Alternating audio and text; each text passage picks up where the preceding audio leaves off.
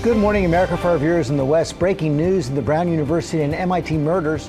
The storm striking as holiday travel takes off. And a special morning with the Philly specials and some Philly cheesesteaks. Breaking overnight. Our Providence neighbors can finally breathe a little easier. How the manhunt across New England for the Brown University shooter finally ended, as authorities were closing in. This morning, his connection to Brown and to the killing of the MIT professor, gunned down in his own home. Plus, the tip that solved the case after 5 days of searching. More than 60 million Americans on alert this morning. A cross-country storm on the move, hitting the Northeast right now for rush hour. In the West, extreme fire danger and relentless storms striking. The potential travel trouble ahead, with the FAA expecting this to be the busiest day in the skies for the holidays. Ginger and our team are covering it all. Deadline day for the Epstein files. The Justice Department legally mandated to release them by the end of the day, as House Democrats release dozens of new photos from the convicted sex offender's estate. Deadly plane crash. Aircraft emergency. NASCAR great Greg Biffle and his family killed when their small plane went down, erupting into a fireball. Federal investigators on the scene.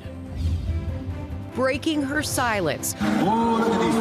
The woman at the center of the kiss cam seen around the world tells her story for the first time. Comeback win. Darnold throws, caught! Sam Darnold and the Seahawks soar after an overtime showdown. And Taylor Swift reveals new secrets overnight about her record-setting tour and her fiancé. They're like the moment's never too big for Travis. Plus, we're talking to Jason Kelsey and the Philly specials. They've got sweet surprises and sweet sounds.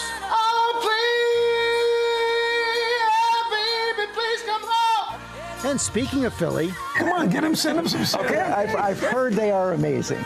We're expecting some amazing cheesesteaks and a great conversation with Bradley Cooper and Will Arnett. And Stanley. Live from ABC News headquarters in New York City, it's Friday. Good morning, America. So I bring Stanley into work. He thinks he can get a better deal with Bradley Cooper. Had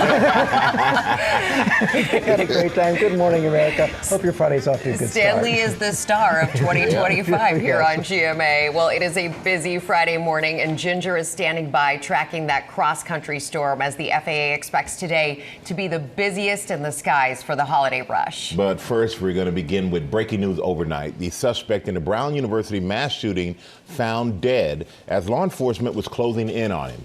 Chief Investigative Correspondent Aaron Katersky starts us off on the scene where the suspect was found in Salem, New Hampshire. Good morning, Aaron. Good morning, Michael. This multi-state, multi-day manhunt finally ended here in Salem, New Hampshire, where a killer wanted in 2 deadly attacks that stunned college communities was found dead inside a storage unit. We got him. This morning, the man who authorities said killed 2 Brown University students and then an MIT professor is dead after killing himself inside a storage unit where he may have hunkered down for days. Our Providence neighbors can finally breathe a little easier. The body of 48-year-old Claudio Nieves Valente was found Thursday night in a storage unit he rented in November. Officials say he was born in Portugal, became a lawful permanent resident of the United States living in Miami, and for a time studied physics at Brown. He was admitted to Brown's graduate school to study in the Masters of Science PhD program in physics, beginning on September 1st, 2000. And he took a leave of absence effective April 2001 before formally withdrawing effective July 31st, 2003. Authorities say this is Nieves Valente on December 1st, renting a car in Boston. The FBI said he drove to Providence the same day, and cameras captured the car near the Brown campus over the next 2 weeks. It was actually a video that provided us with a description of a vehicle. Police released these images of a person who posted a tip about the car, saying police needed to look into a gray Nissan with Florida plates. That person came forward and said he had information, that he was that person, and he had information that could help this case.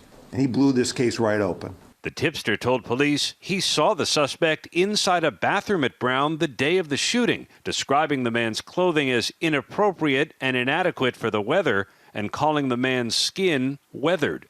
Police said the suspect fired more than 40 rounds inside the engineering building, and 2 days later, investigators said the suspect's car was spotted in Brookline, Massachusetts, where MIT professor Nuno Lalero was shot and killed. Only this time, the car had a different license plate. At some point while he was in Massachusetts, he switched the plates on the Nissan Sentra to an unregistered plate out of Maine. Investigators said the killer also used credit cards in someone else's name and technology to prevent his phone from being tracked. He was sophisticated in hiding his tracks.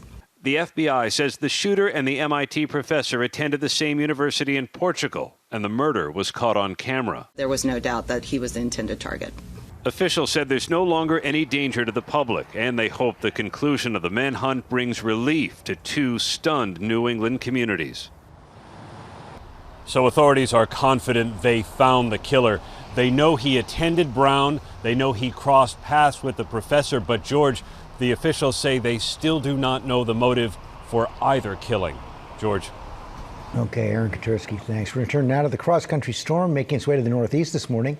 Here's a live look at planes in the air right now. This is expected to be the busiest day of the season for flying. We're going to have team coverage of that. We start with Ginger and the storm. Good morning, Ginger. Yes, and that is exactly where my concern is, because the winds are going to be enough that often, especially airports with shorter runways or fewer runways, will have problems. So we will see likely delays and potentially cancellations because of wind and rain. It's really warm in the Northeast right now, but this wind came from what you'll see in the northern plains in Reynolds, North Dakota. Nancy sent us this video. Wind gusts up to 90 miles per hour. She works at this gas station. She wanted to make sure to get there before the storm to keep it open in case people needed to get through and didn't have supplies. East Grand Forks, Minnesota, just a couple inches of snow, not much, but you had road problems because of the blizzard conditions and big time drop in temperature with this cold front. Cleveland has had damage to trees this morning. We've got rain and these squalls that are coming through. There have been severe storms all the way south to North Carolina. So you're going to end up with a lot of wind. We're talking easily gusts of 30 to 50 plus miles per hour that could take down trees in Pennsylvania, New York,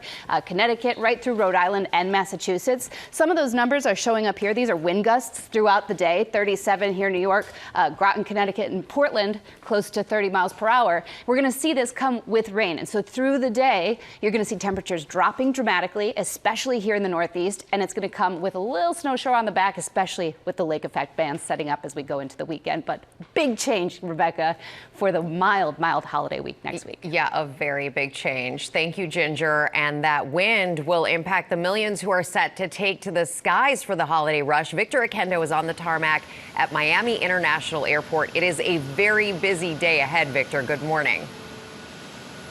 Hey, Rebecca, good morning. They have their work cut out for them here at Miami International Airport. American Airlines operating its largest winter schedule on record here at MIA this year. This massive 777 behind us, it's headed to Madrid. That sounds nice. Things are off to a smooth start here at MIA, and American says they are ready for holiday travel to ramp up.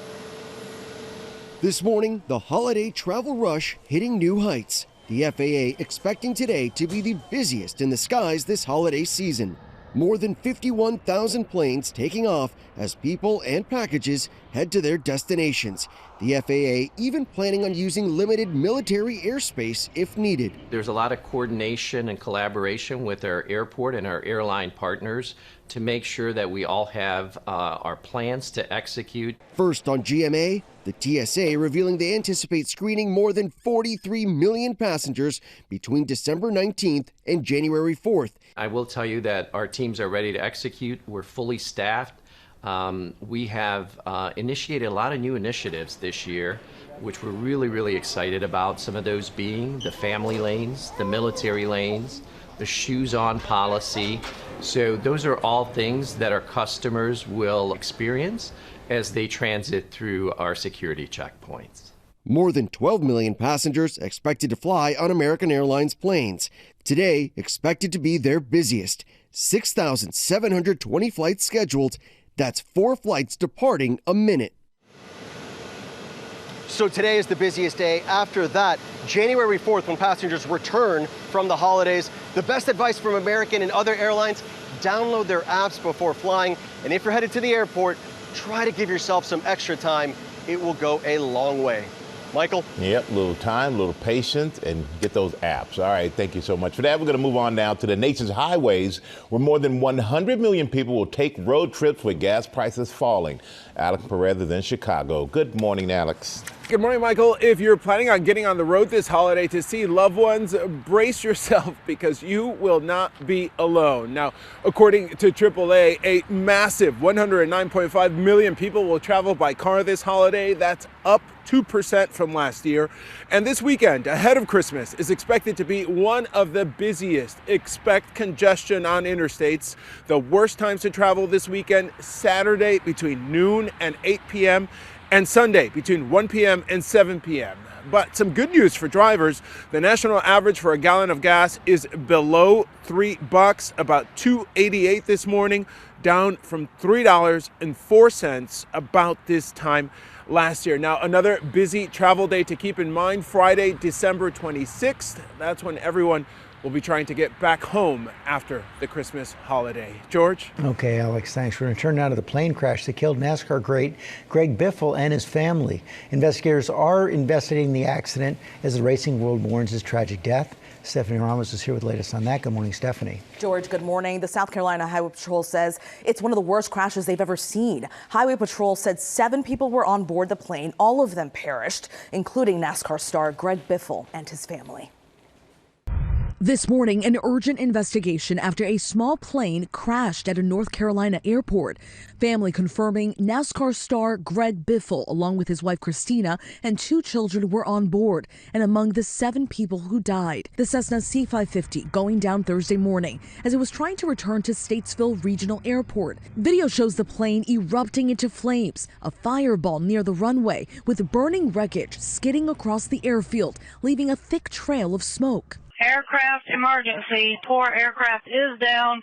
Unknown subjects, runway 28. According to Flight Radar 24, the jet was in the air less than 10 minutes after takeoff, around 10:20 in the morning. Officials say the pilot attempted to turn back, but the plane crashed just short of the runway, smashing through trees, breaking through the airport fence, and carving a deep gash hundreds of feet long.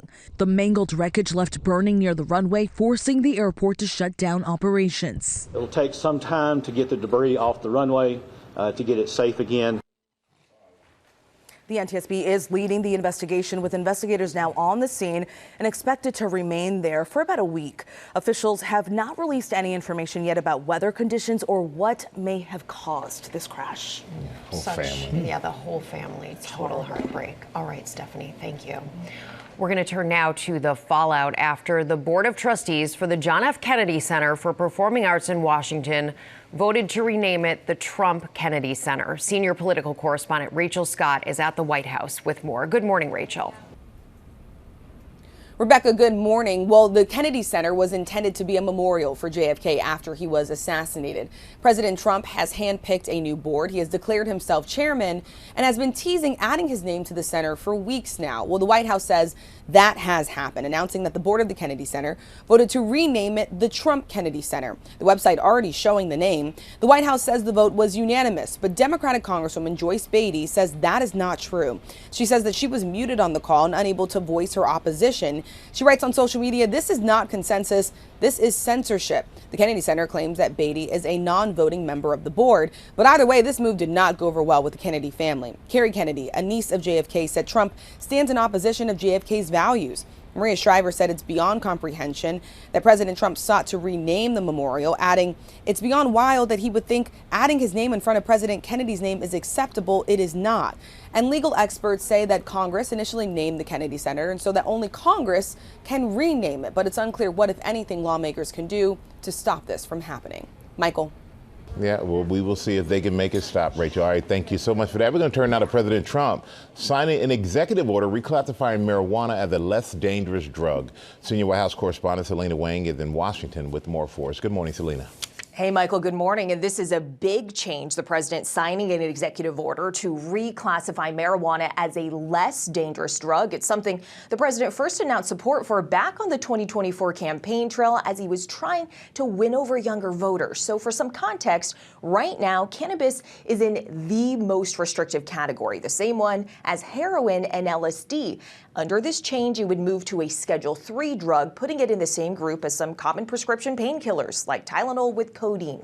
Now, this does not legalize marijuana nationwide, but it could mean some important practical changes like easier medical access, fewer legal gray areas for consumers and businesses, and removing barriers to research marijuana, especially around its potential to treat chronic pain and other conditions.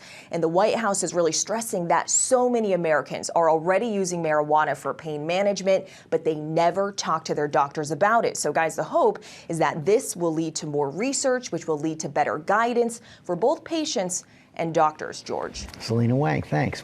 Now to Thursday Night Football, and one of my favorite things about 2025, the blossoming of Sam Champion as a sports correspondent. Yay! Yes! George, I'm still waiting for my sting, Sam, on sports. I need like a dancing football or something. I just think it should happen. So Thursday Night Football means Friday morning tired, right? Michael, how are you feeling? I'm very tired. No, seriously, I watched the entire game. Of course you did. It was a showdown between the two best teams in the NFC. Division rivals in the West, and it lived up to the billing. So the Rams looked like they were well on their way to a big win, running up a lead in the second quarter. Are you going through it again, Michael, and adding to it in the third? Their star wide receiver, Puka Nacua, had a huge game with 225 yards. That's like running from here to Seattle, and 2 touchdowns. But Seattle would not be denied, climbing back from a 16-point deficit to tie the game in a forced overtime. The Rams went up again, but the Seahawks got a special teams touchdown. And I don't want to show off, but that's Rashid Shaheed. In a comeback and then a gutsy, risky call, going for 2 points and the win, converting it and sending those fans home happy. At one point, experts said the Seahawks had a 3% chance of winning, so it's a life lesson. Never give up. You weren't showing off.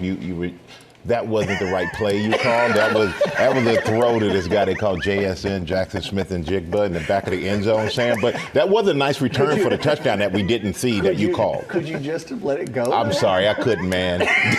America knew, Sam. America knows. But I love you. You've done a great job. And I agree with George. Thank you. Sam on sports, dancing, footballs, baseballs, bats, everything else that you want.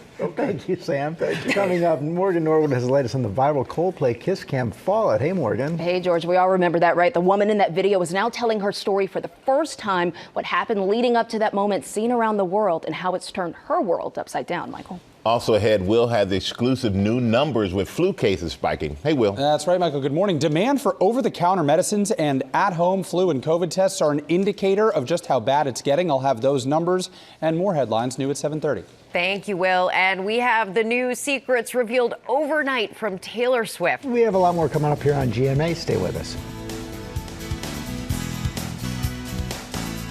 Thinking about me every night, oh, is it that sweet? I guess so. Say you can't sleep, baby, I know that's that me espresso. Welcome back to GMA. 2 huge superstars hanging out right here, rehearsing for Sabrina Carpenter's surprise appearance at Taylor Swift's record-breaking Eras Tour. We'll have much more from the new episodes of Taylor's docuseries that dropped just hours ago. I like that unplugged version. Yeah, little 3 a.m. drop. Yes. A lot of family viewings today. Now Will has the other headlines. Yeah, good morning, George. A lot to get to here, new at 7:30. President Trump signed a bill last month called the Epstein Files Transparency Act, and the bill states that today, December 19th, is the deadline to release the files. Yesterday, House Democrats released another batch of photos from Epstein's estate amid questions about just how transparent the Department of Justice will be in releasing hundreds of thousands of pages of documents. And good news here for TikTok users. The app is here to stay. But TikTok really is going to be sold. TikTok's Chinese owner ByteDance signing binding agreements with U.S. and global investors to operate its business here in the U.S. The deal is set to close in about a month after years of government efforts to separate TikTok's U.S. operations from Chinese ownership due to national security concerns. And pay attention to subclade K. That's a new H3N2 variant of the flu, and it's spreading nationwide. Experts say subclade K may be better at evading immunity from vaccines or prior infections. And here are some numbers Walgreens has given exclusively to ABC News. Demand for cold medicines and at-home flu and COVID tests have spiked 61% in the past 2 weeks, and a 111% jump in demand in New York. That's among the highest activity nationwide. And earmuffs, kids, swearing makes you stronger. That, according to a new study that found people who used profanity while doing a push-up were able to support their body weight much longer than those who used neutral words. And Rebecca, that explains why the biceps on either side of you are so big. We're so pumped up here. I have to ask a follow-up, and I know you don't have the answer. Who funded that study? I don't know. The National Association of Swear Words. Yeah, the Profanity Club. That's a very good question, George. Thank you. I'll get back to you in the new year. Thank you. We're going to turn now to the executive call with her married boss on a kiss cam at a Coldplay concert. She speak out for the first time since that viral moment. Very revealing interview. Morgan Nord was here with the details. Good morning, Morgan. Good morning to you, George. Yeah, we all remember that viral Jumbotron clip from a Coldplay show. Well, this morning, we're hearing from Kristen Cabot. She opened up to the New York Times about the regret, the consequences, and what she says is the human cost of going viral. This morning, Kristen Cabot, the woman at the center of that kiss cam seen around the world, speaking out for the first time, telling the New York Times in an in-depth interview, "I made a bad decision and had a couple of high noons and danced and acted inappropriately with my boss. And it's not nothing. I took accountability and I gave up my career for that." Last July, Cabot, the chief people officer for the tech company Astronomer, attended a Coldplay concert at Foxborough Stadium with the company's CEO, Andy Byron. Both were in the middle of separations, she says, close colleagues, but nothing romantic. Then, the Jumbotron caught this moment. Cabot says it was as if someone flipped a switch. "I'll never be able to explain it in any articulate or intelligent way. I was so embarrassed and so horrified. I'm the head of HR and he's the CEO. It's like so cliche and so bad." She says the pair decided to immediately notify the board about what happened, but before they could hit send on the email, a friend texted Cabot a screenshot of the TikTok of that moment. The video going viral, amassing millions of likes, quickly morphing into a global meme and a contentious discourse. Oh, they did it! Either they're having an affair or they're just very shy. Cabot says the worst of it wasn't the career fallout, but the toll on her teenage kids, who, like their mom, faced a torrent of harassment and online threats. "My kids were afraid that I was going to die and that they were going to die." Hi, I'm Gwyneth Paltrow. I've been hired on a very temporary basis to speak on behalf of the 300-plus employees at Astronomer. In deepening the blow, Astronomer releasing a commercial with Gwyneth Paltrow, who famously consciously uncoupled from Coldplay lead singer Chris Martin a decade ago, and whom Cabot had long admired. Instead, Cabot now frustrated by what she saw as insensitivity toward her private life. Both Byron and Cabot resigning from their positions at Astronomer, she says they decided in September that if they stayed in communication, that it would make it too hard for everyone to move on and heal. All right, so we reached out to Astronomer and reps for Gwyneth Paltrow. We have not yet heard back, but Cabot says she's hoping to move forward with her family, adding, "I think we're holding ourselves back tremendously by cutting each other down." So. And you said it was very revealing. Yeah, it was. Very revealing interview. All right, Morgan, thank you. Thank you, appreciate it. Now, with the end of an era, the 2 new episodes of Taylor Swift docuseries dropped overnight. And Sam, you have all the details for us. Michael, there were so many great behind-the-scenes moments and footage and all these all-new episodes that Taylor takes to her fans with her Eras tour. Now, telling the stories of some of the most iconic moments that we all saw together, including a very special surprise appearance from her now fiancé, Travis Kelce. Taylor Swift fans in a frenzy after episodes 3 and 4 of her End of an Era docuseries dropped overnight. Oh my God, I can't. What is happening? What is this life? Taylor sharing that her show became an anchor for her fans and for herself. My personal life was hard. I went through 2 breakups on the first half of this tour, and that's a lot of breakups, actually. The show was what gave me purpose and was what I could use to get me out of bed. Watch the biggest moments of her tour unfold. And the moment right out of the fans' wildest dreams when now fiancé Travis Kelce joined her London show. I can safely say that was the loudest it ever got on the Eras tour. In the series, Taylor saying that the whole moment started as a joke. I can't remember how it came up. I think we were just joking around about like him doing it, like him going up there with Cam. And it became very clear that he like wasn't joking. And I was like, oh wait, no, you would do that? Fans getting an all-access look on how their love story all began. I'd been very non-athlete because I'm not one, and I've always just been like, well, what would we talk about? And so you call me up like with this tone of like, hey, so I know you're gonna not react well to this, but there's a guy. He's really cute. You said something to the effect of like, you gotta start doing something different. Both are at the top of their games, and Taylor's being candid about how they made their relationship work. Relationships on tour has always been something I've really struggled with because it always felt like the tour was taking away from the relationship. Somehow there's been this dynamic shift with Travis because it's shocking how many similarities we have towards our jobs and how we view them and how we view each other. We both have jobs where we go out in NFL stadiums and we entertain people for 3.5 hours. His with considerably more violence than mine, but he's not in heels. But it's our passion. We've been chasing this since we were little kids. So I don't think I ever thought I'd meet a guy who had that same trajectory. Travis is just very comfortable with, conceptually speaking, a big life, because he has one. And it's not one that he has reluctantly. He's very comfortable with it. I think ultimately it's the way he treats me. It's very clear. And I think that's one of the reasons why the fans are so in love with him, because you should be, you know? He's very lovable. It's a love story she thought she'd never find. Does that sound like I'm gonna die? Feeling like I'm not a person, I'm just this like big conglomerate that no one sees as a real human being, and like especially not men that I date. And in the whole process just being like, nothing works. There's no one for me in the world.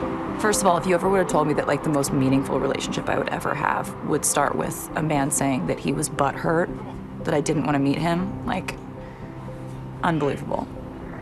Unbelievable. It's so good. Episode 3 and 4 of The End of the Era are now streaming on Disney+. The last 2 episodes premiere on December 23rd. Don't miss them. Yeah, it is so good and revealing. Yeah, that was good insight. Yeah. Thanks, Sam. Sure. Play of the daytime. Take it away, Will. So, guys, much like Santa, the Philly specials are big, jolly, and boast prodigious beards. I sat with them for an exclusive. Check it out. It's time to have yourself a very Philly Christmas.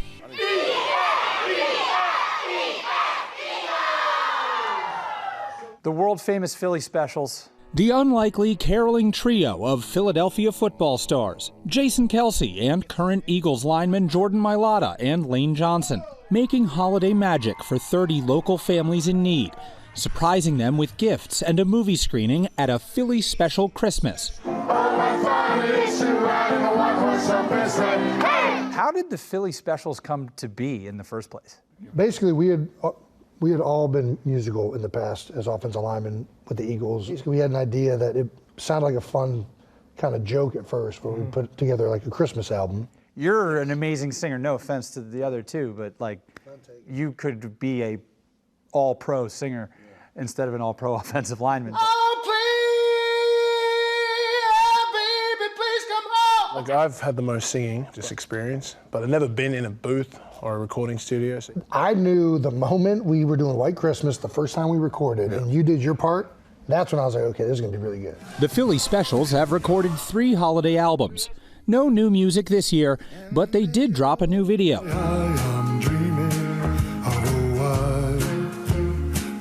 Christmas. And in the 3 years since the project began, they've raised over $10 million for children in Philadelphia.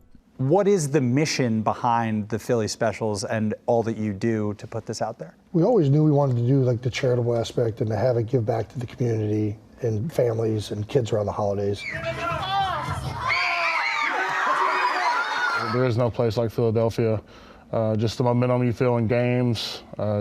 You know, when you're winning, the city's hot, and when they're not, you know, you feel it. So emotions kind of go with the teams. Coming off last season's Super Bowl win, the Eagles are ready for the playoff push, with Kelsey as their biggest cheerleader. There we go, go Birds, baby! How does this season for you guys compare to the expectations you had coming off the Super Bowl win? Not just won a Super Bowl, you like dominated in one of the most dominating Super Bowls ever. So the expectations are high coming in. Very high. If we win this week, we do clinch playoff spot, I believe. So, you know, we're right where we need to be. Who's the number one team in the NFC?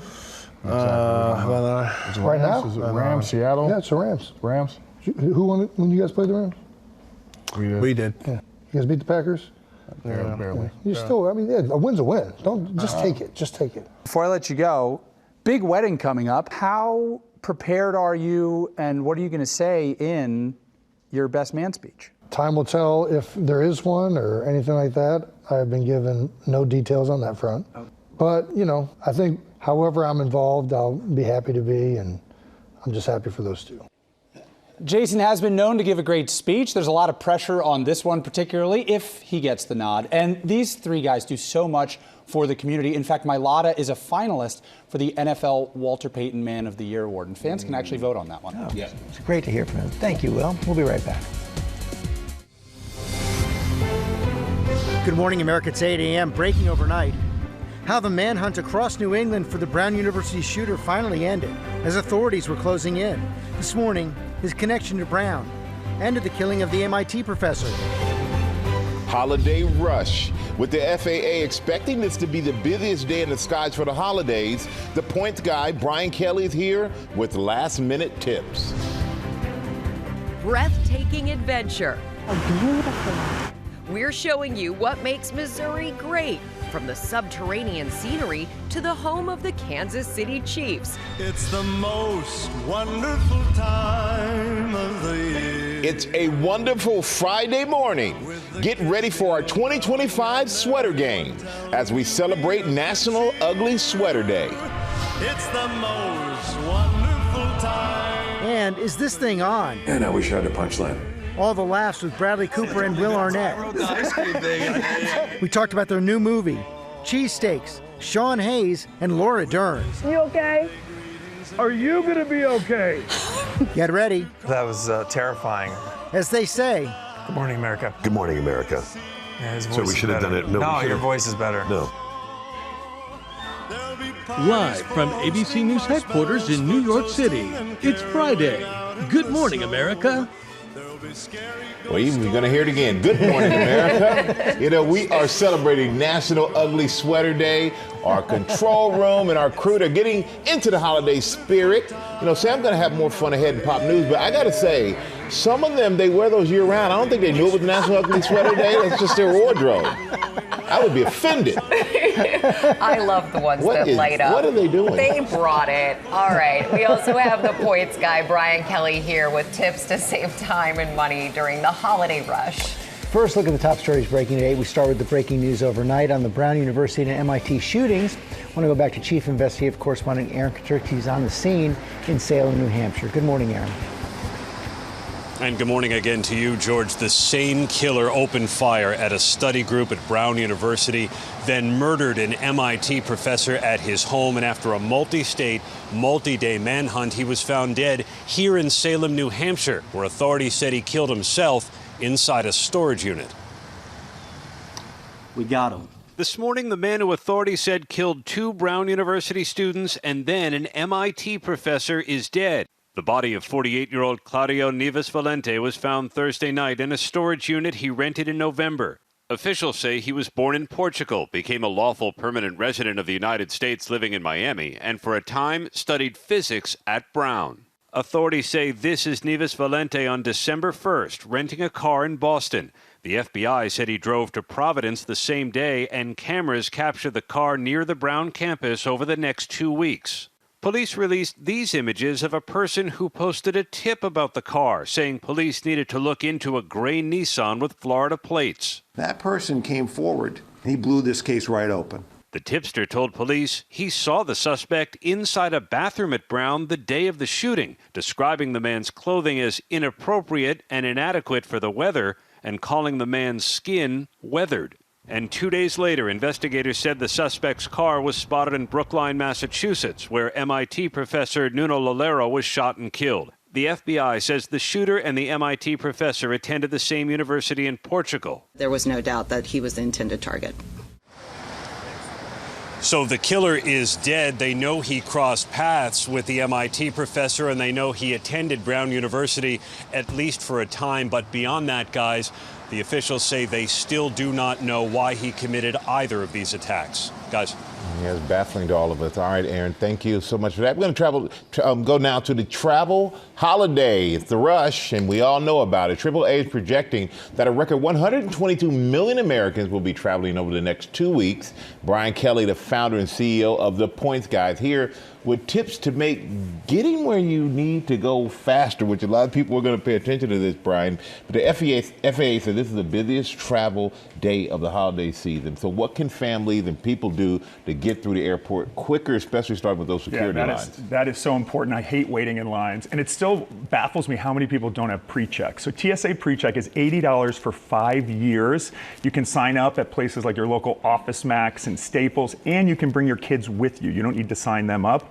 But that gets you through so much faster. You get to use the metal detector, you don't have to wait to use the machine, and you leave everything in your bag. And especially when traveling with kids, that makes it so much easier. And if you already have TSA PreCheck, there's a little known program called Touchless ID. So you have to opt in with your airline. Most of the major airlines have it. And you get to go through the Touchless ID lane, which is the fastest lane in the airport. So you just have to opt in for that. I also recommend for frequent travelers, Clear is excellent. And they actually now have a program called Clear Concierge, where they will have a person meet you at the curb when you get dropped off with all your luggage. So if you're traveling with family, kids, elderly people, they'll actually bring you to your gate, and that starts at $99, which might be a good investment. No, that could be, yeah. How is saving money and time on rental cars and parking? Yeah, so first off, reserve in advance. Do not go to the airport during the busiest time of year and then have the stress of trying to find a parking spot. I love parking Spot Hero app. So we just did it was $480 to park at LAX, but through Spot Hero it was $120. Wow. Now, $480 to yes, park to at an park, airport. but 5 minutes away, and they'll drop you off at the curb anyway. So that's saving a lot of money. But also with rental cars, here's a little trick I use. Take an Uber to the local car rental station. At the airport, they've got all the extra fees. So you can go, take an Uber to the local car rental spot and on average save 20% or more on the car rental. Wow. And you don't have to wait for the car rental shuttle. You can get in an Uber and get going. Yeah, exactly, that shuttle. Waiting on that shuttle.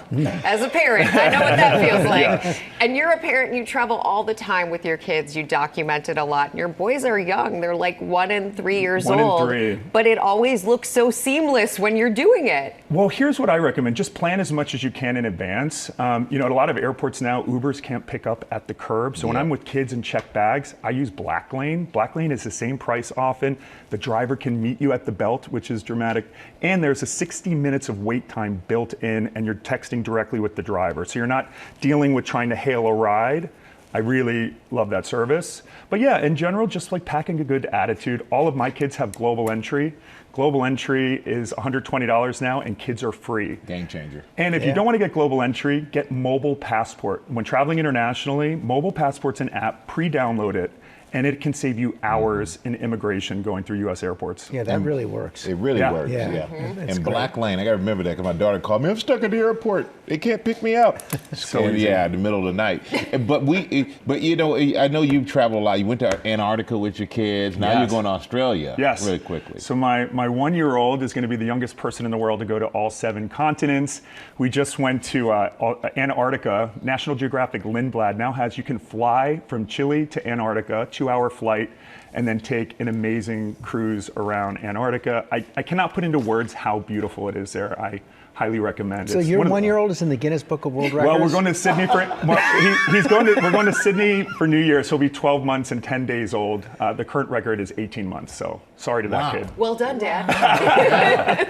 Thank you. We haven't survived Australia yet. Yeah, so. Coming up in our GMA morning menu, I spoke with Bradley Cooper and Will Arnett about their new film, Is This Thing On? Cannot wait to see that. Also ahead, how the worlds of Home Alone and Die Hard are colliding for a Christmas debate. Oh, wow. 2 classics. Plus, in our 50 States in 50 Weeks tour, and Rhiannon Alley is bringing us to Missouri and showing us what makes the state so great from above ground to miles below. And Sam is with Lori B. Because it's the season for holiday parties. Lori, I'm going to eat, so I might not finish this. You might have to do the rest of it.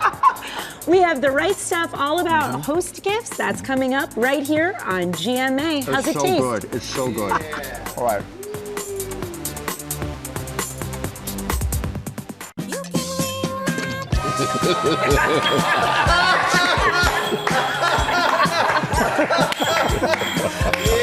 Oh no, don't do that. Guys, Adam Simone, do not do that. I will cry laughing the whole time. Okay. That was some pop news, Sam. This is going to go so terribly wrong. All right. We begin pop news with a countdown to Christmas and the celebration of National Ugly Sweater Day. UglySweater.com outfitted our control room, our crew, all to honor the 14th annual holiday. And folks, their holiday, it's 14 years of it.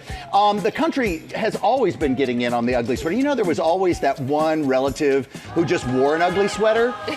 But now it's a thing. So from the Jonas Brothers to full ugly sweater parties, and of course, we can't forget GMA's colorful and chaotic history. For over a decade, George, that looked good. For over a decade in New York. And let me give everyone some fun facts. Wow, that was full commitment. Who was that? Is that Robin? Don't get in her water. Is that I did win. I won that year. Wow. Oh, Ginger, that is, Here's some fun facts about the seemingly recent tradition. It seems like Ginger's done this well a lot. George, really? I can't believe they made me do it twice. No, I'm surprised twice happened. Yeah, me too. Yeah, all right. 3 times, George? How are you feeling about the third? Retired. All right, so the first purposely ugly sweater was made back in 1980. All before that, it was just an accident. It was called the Jingle Bell sweater. And in 2002, 2 men in Vancouver were credited, with throwing the first tacky holiday sweater party as a way to raise money for a weather guy. I have to use my hands. This is terrible. To raise money for a friend's cancer treatment. And in 2013, uglysweaters.com was founded. And now they have only over 1.2 million active viewers to their site. Happy National Ugly Sweater Day, everyone who celebrates. Yeah, we know you're taking that home. Oh, man. I stole it from Adam, our director, and I may keep it, Adam. All right, and speaking of the holidays, it's that time of year when we have a great Christmas debate. And here it is, ladies and gentlemen. Is Die Hard a Christmas movie? Yes. Well, now Home Alone star Macaulay Culkin is weighing in on the issue, appearing on the YouTube series Mythical Kitchen. Check out what he said. Is Die Hard a Christmas movie? No, it's not. It's based around Christmas. Don't fight me on the moon. It's really messed up. It's based around Christmas, but if it was also St. Patrick's Day, it would work. Yeah. But you couldn't do like Memorial Day, Home Alone. Like, no, it doesn't work that way. I think Arbor Day works. You could be in a treehouse. I'm just saying is that, like, listen, I'm kind of the godfather of Christmas nowadays. So, yes, my opinion has some sway in this argument. He definitely has He sway. has a point. Yeah, I mean, are you going to go against him? Home Alone and Home Alone 2, some of the biggest Christmas movies ever. So, what do you guys think? Are you going to go against him in this? No, I mean, he's. I'm sorry. He knows. I'm going with Bruce Willis. That is a full Christmas movie. Totally agree. You keep I'm going to agree. Hey, jingle if you think it is. There we go. All right, and finally this morning, spreading Christmas cheer can be as easy as showing up. You're going to love this video, as evidenced by the video. Take a look. This is 4-year-old Asher at his Christmas performance. Now, of course, he looks nervous. There's a big crowd. There's a lot going on. And he's looking in the crowd. He's looking, spots his mom right there. She made it. She showed up. And look at his face light up. His mom, Miriam, writing on TikTok, proof that showing up matters. It is true. So far, this video has racked up 85 million views and counting. Miriam telling us that no amount of money is worth missing these moments. Was really sweet. It really is. And don't you kind of remember that when you're looking for your family or you're looking for them? Yeah. All right, that's Pop News. Thank you, Sam. Great job. Thank you, sir. Don't move until I'm done. Now to the next stop with our 50 States in 50 Week tour, celebrating our nation's 250th anniversary, Missouri. And this morning, that's where we find Rhiannon Allen. She's bringing us the Cave State. Good morning, Rhiannon. Hey, good morning, Michael. That's right, there are more than 7,000 caves in the state of Missouri. I am here in the beautiful St. Louis, but I actually traveled across the state to see some of the incredible wonders underground, to see why Missouri is the only state you can ride through a cave. Take a look. Here in the Cave State, this breathtaking subterranean scenery is enough to unlock anyone's inner Indiana Jones.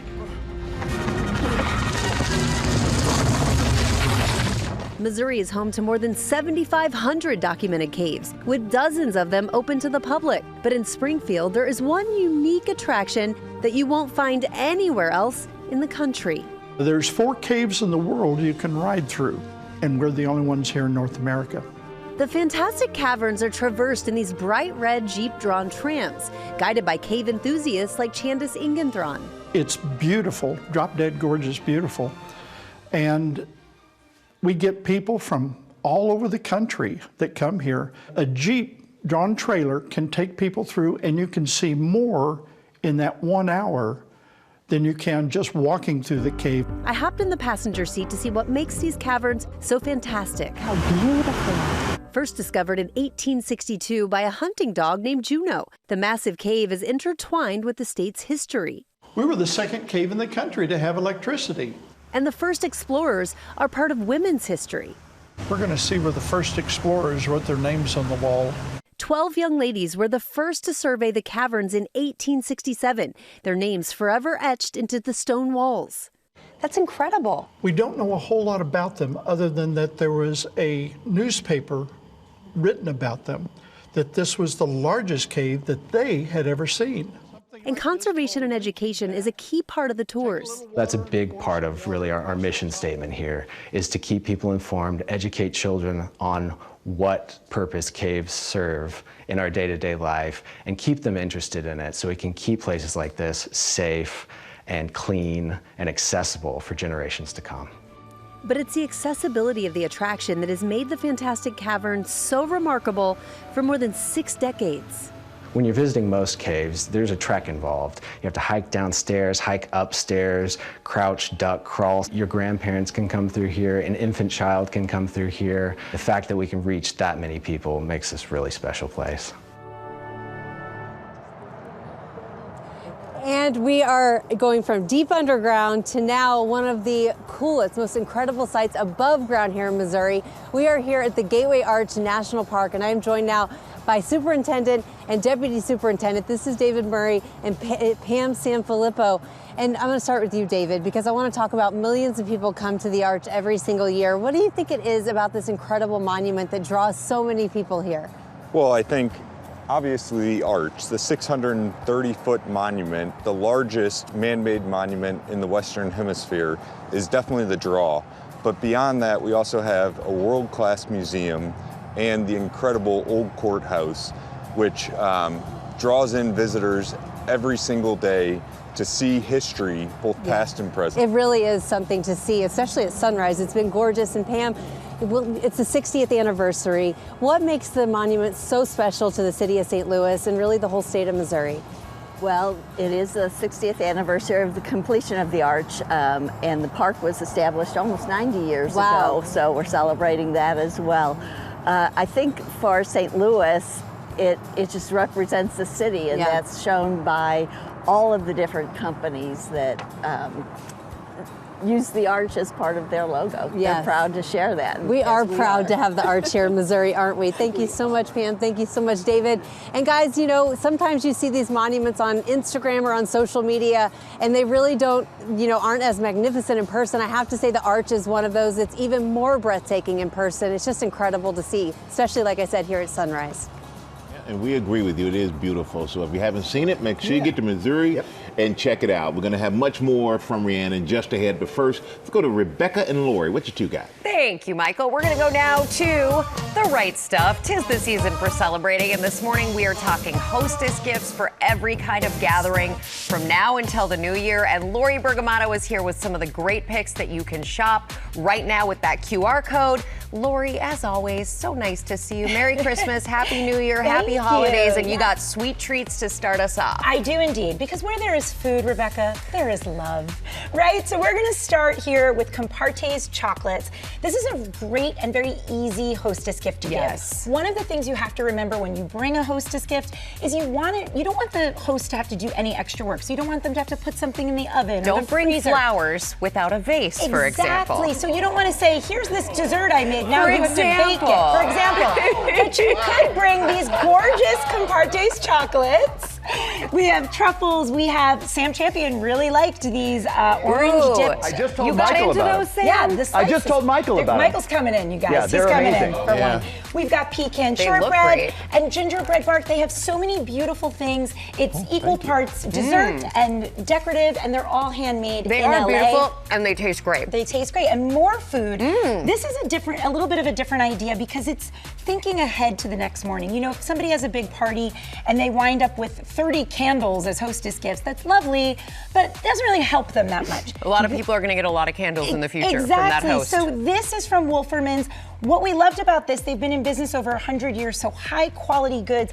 It's a basket for the next morning. You're saying, yes, you're recovering Take from it the easy. party. Take it easy. Here's some of their signature delicious thick English muffins.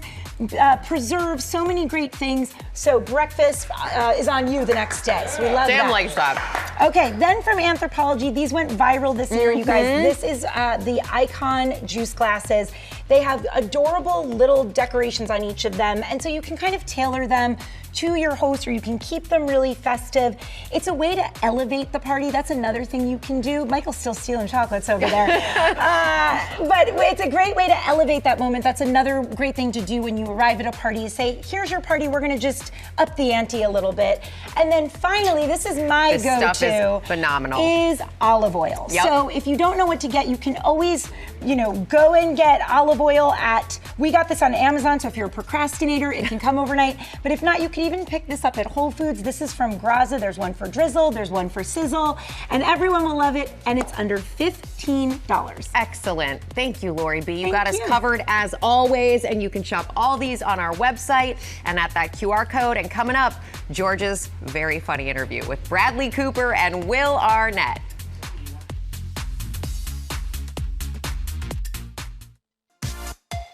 Welcome back to GMA, live from New York City.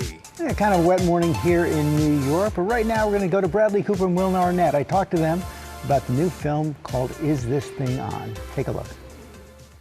Let's put your hands together for Alex Novak. Directed by Bradley Cooper, Is This Thing On? Stars Will Arnett as Alex Novak, a father of two on the verge of divorce who stumbles across an open mic night at a comedy club and uses it as a form of therapy. I think I'm getting a divorce. Arnett, who co-wrote the script with Cooper, performed in character at various comedy clubs, working on material for the movie. What tipped me off was that I'm living in an apartment on my own.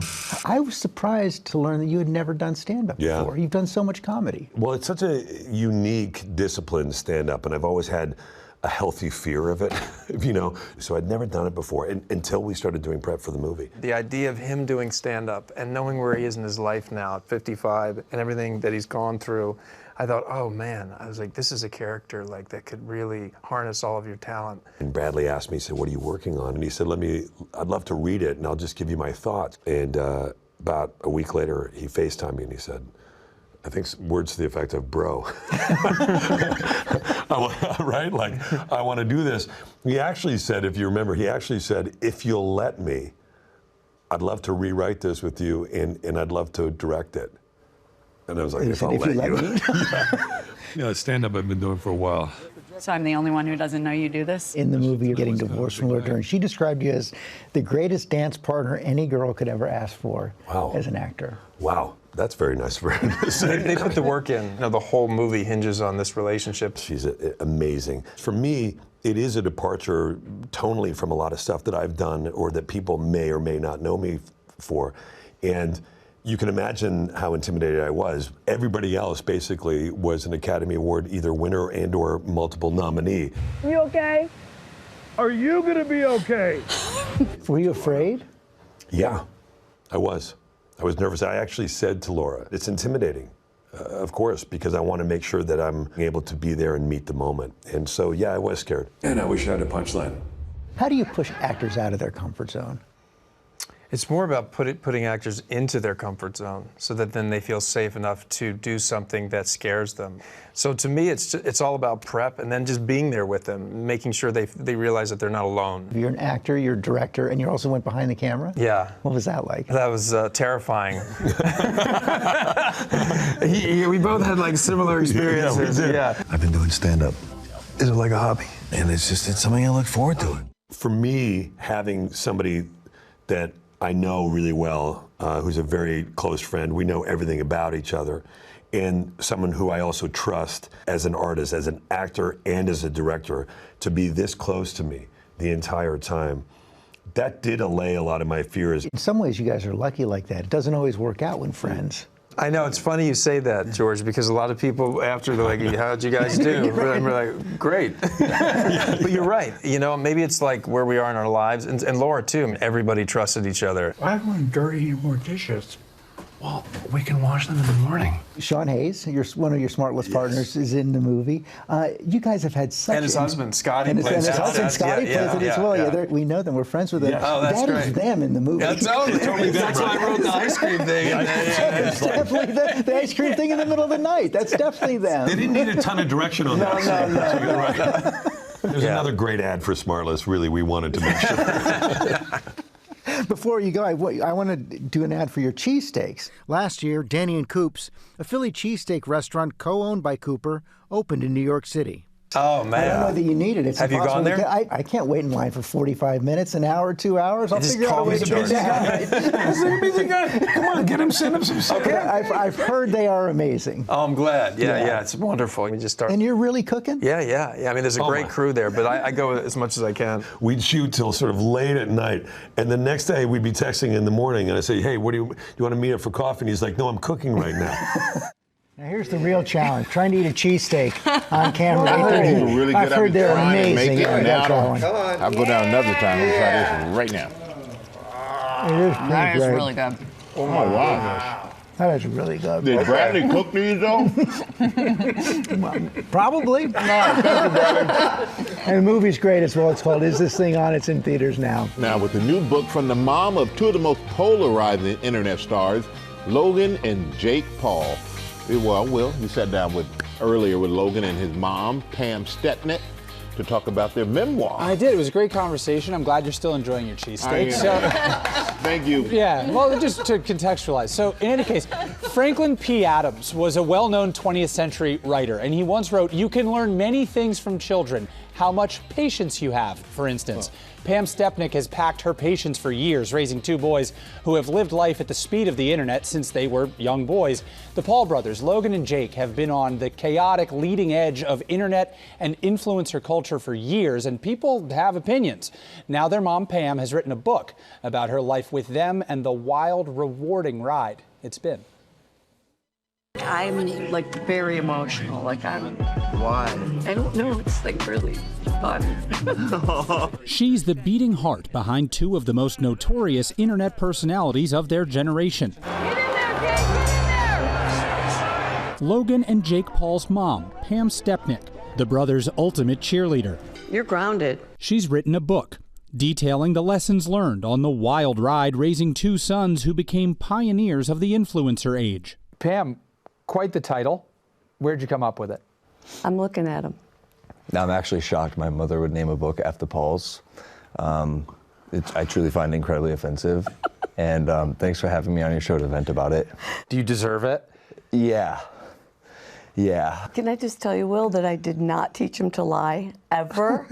He's lying through his teeth. No, I'm not lying. I'm trolling. Oh, he's trolling me. There's a difference. Your sons have perfected it, by the way. Yes. I was going to give him this great compliment, like, you're a marketing genius. You taught me all the things about clickbait. The book explores Pam's painful divorce with Logan and Jake's father, Greg. What we've been through as a family, what I've been through, how I got where we are, I felt it was important to explain it so that I can make my legacy and my voice heard. Because oftentimes I feel like I've been overshadowed. There's 3 very strong male personalities. Now is my time. Logan, how did you receive reading your mom's account of her relationship with your dad to the extent that you may or may not have known certain elements of it? My father won't like this, I don't think, very much, but I was proud of her. I was proud of her because I think people can learn a lot from it. She talks about, some traumatic things that I think a reader of this book may read and understand why Jake and I are maybe like the way we are. We like fighting and like making YouTube videos.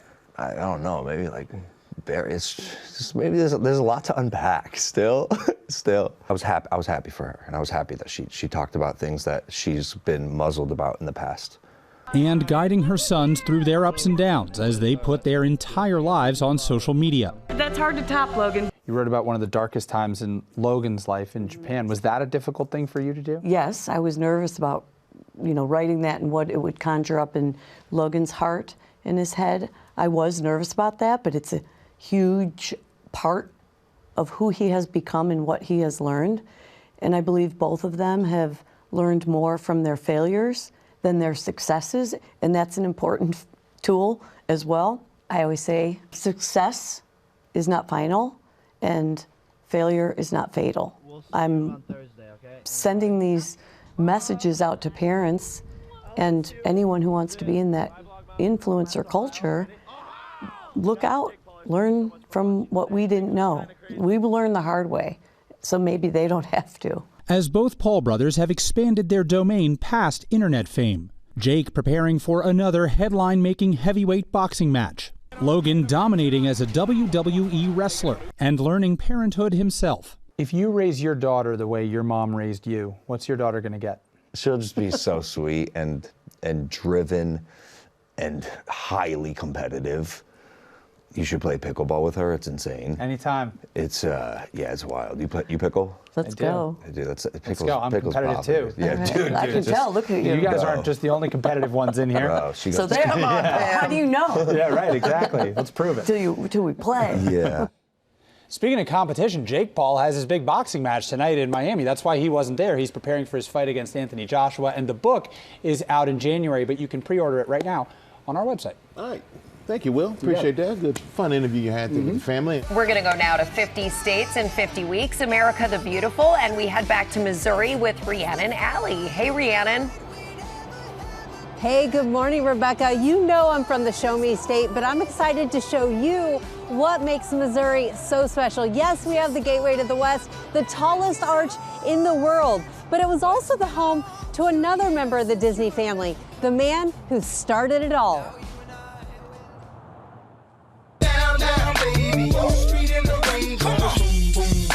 Don't just take Nellie's word for it. We're showing you what makes the Show Me State so special. Missouri joined the Union on August 10th, 1821, becoming the 24th state. The city of St. Louis, also known as the Gateway to the West, is home to the iconic Gateway Arch, the tallest monument in the country, towering at 630 feet. A land of many firsts. The city was also the first location to host the Olympic Games in North America in 1904, the AFP posting rare footage of the historic event. It's fitting for a state with some of the most loyal sports fans, from four-time Super Bowl champions, the Kansas City Chiefs, to the Kansas City Royals.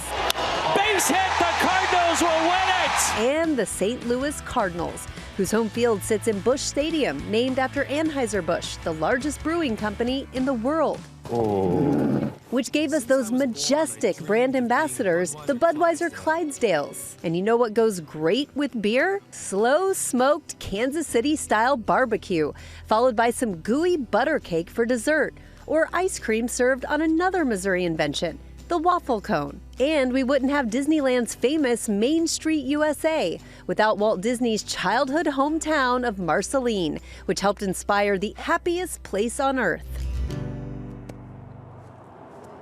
Sheryl Crow is from a small town in Missouri, and also Brad Pitt was raised in Springfield, Missouri. And that nickname, the Show Me State, the origin is debatable, but it basically means actions speak louder than words. And people from Missouri really pride themselves on that, right, guys? Yeah! Back to you guys. I love that. All right, thank you, Rhiannon. Our next stop on our 50 States in 50 Weeks tour is Arkansas. We can't wait for that. Coming up here next, the creators of Stranger Things are here to talk about the big series finale. We'll be right back.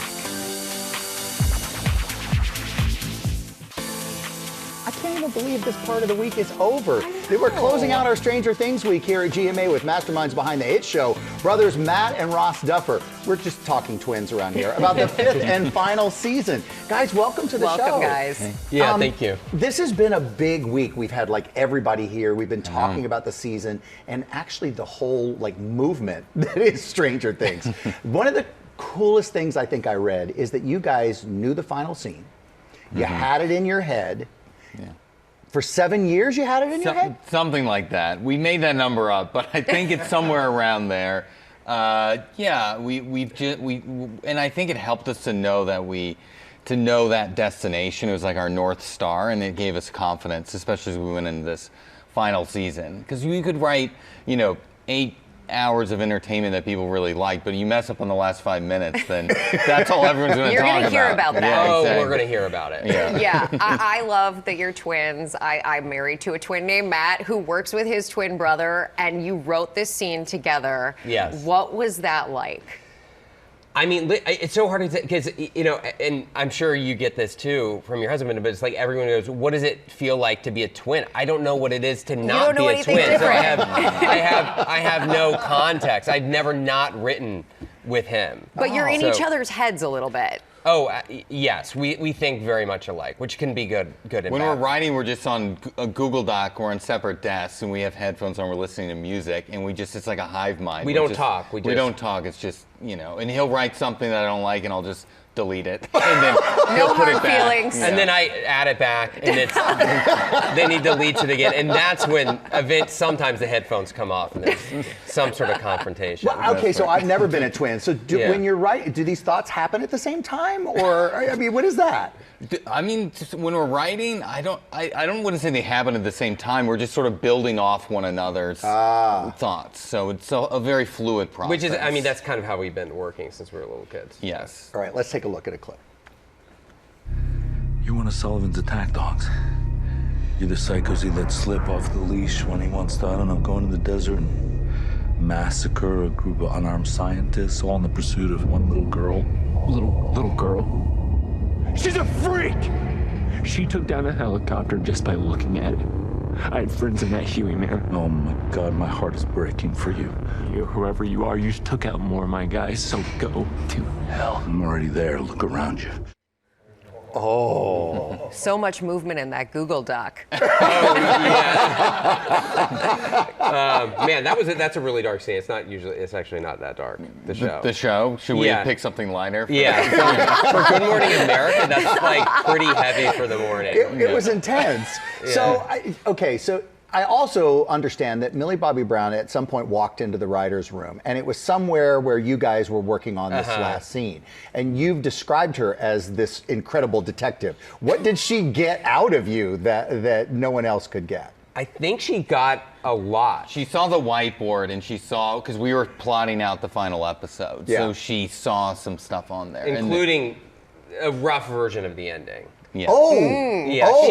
Millie's sneaky. You have to watch out for Millie. And the other, like, she is like a human lie detector, right? I mean, she'll ask you a question, if you lie, it's a white lie. I mean, or whatever it is. Or deflect. Deflect, Right. whatever. She catches you immediately. She knows what's up. And she's a little gossip too. I love to gossip too. So it's a bad combination. Don't tell him any secrets, because he'll just spill it to everyone. Don't tell me any secrets, and don't tell Millie any secrets. That's why you guys, get along so well. You're both little gossips. I feel like we're reliving a lot of childhood right here. It has to be such a fun thing to go back, your 4th grade selves running around with the Hi8 camera. Yeah. This is such an incredible thing, and we are so proud of you for creating such a wonderful thing. Two twin brothers. I'm going to go home and tell Matt all about it. Yeah, thank you. And thank you guys for being so supportive of the show. Truly. It's been a fun week. So the first 4 episodes of Stranger Things Season 5 are streaming now on Netflix, followed by Volume 2's 3 episodes on Christmas Day. Oh, that's good TV. And the finale on New Year's Eve. You got all the holidays covered. And before we go, we want to welcome a new member of the ABC News family, Kana Whitworth and her husband, Brett. Welcome Cody Lee. What a beautiful little girl. What a beautiful family right there. Congratulations to all of you. Yes, congrats. Congrats and happy holidays. Merry Christmas. Thank you so much for watching. Have a great weekend, everybody. See ya.